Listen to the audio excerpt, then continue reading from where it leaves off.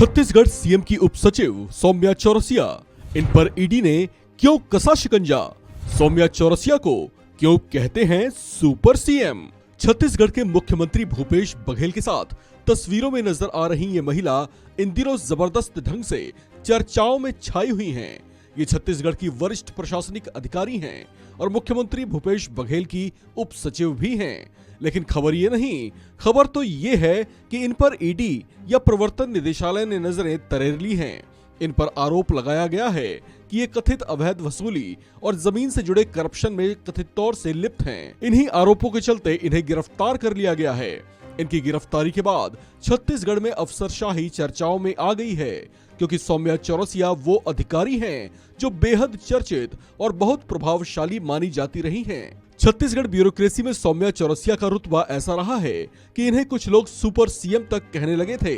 BBC की एक report के मुताबिक इसके पीछे एक बड़ी वजह ये रही है कि यहाँ अफसरों, विधायकों और यहाँ तक कि मंत्रियों तक से जुड़े कुछ छोटे बड़े फैसलों में सौम्या चौरसिया का नाम जोड़ा जाता रहा है। जबकि कुछ ऐसे किस्से भी रहे हैं जिसमें मीडिया समूहों तक में सौम्या चौरसिया की पहुंच और भूमिका की चर्चाएं रही हैं। कहा जाता है कि कुछ मीडिया समूहों में पत्रकारों को रखने या उन्हें वहां से निकलवाने के पीछे भी इनका हाथ रहा है। हालांकि ये तमाम बातें चर्चाओं का ही विषय रही हैं। सौम्या चौरसिया के करियर में ऊंचे उछाल की बात करें तो ये साल 2008 में राज्य प्रशासनिक सेवा के लिए चुनी गई थी। ये कभी कलेक्टर तो नहीं बन पाई, लेकिन नौकरशाही में इनका कद इतनी तेजी से बढ़ा कि ये अचानक लोगों की चर्चाओं में छा गई। साल 2018 में 17 दिसंबर को भूपेश बघेल ने जब मुख्यमंत्री पद के तौर पर गोपनीयता की शपथ ली तो उसके तीसरे ही दिन सौम्या चौरसिया को सीधे मुख्यमंत्री सचिवालय बुला लिया गया। उन्हें बतौर उप सचिव नियुक्त कर लिया गया। उस दौरान ये बात खूब चर्चाओं में रही कि सीएम भूपेश बघेल सौम्या चौरसिया के कामकाज के तौर तरीकों से खूब प्रभावित थे।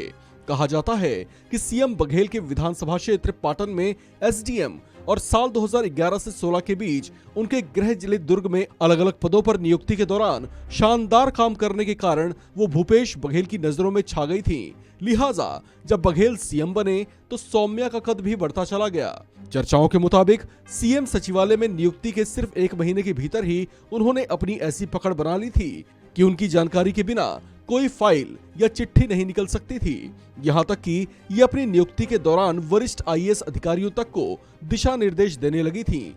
कहा जाता है कि कुछ हद तक राजनीतिक फैसलों में भी इनका दखल रहने लग गया था। अब जबकि ईडी ने इन पर शिकंजा कस लिया है और इन्हें गिरफ्तार कर लिया गया है, तो ऐसे में मुख्यमंत्री भूपेश बघेल ने ट्वीट कर पूरी ताकत से लड़ाई लड़ने की चेतावनी दी है। उन्होंने इस गिरफ्तारी को राजनीतिक कार्रवाई बताया है। इस खबर में फिलहाल इतना ही।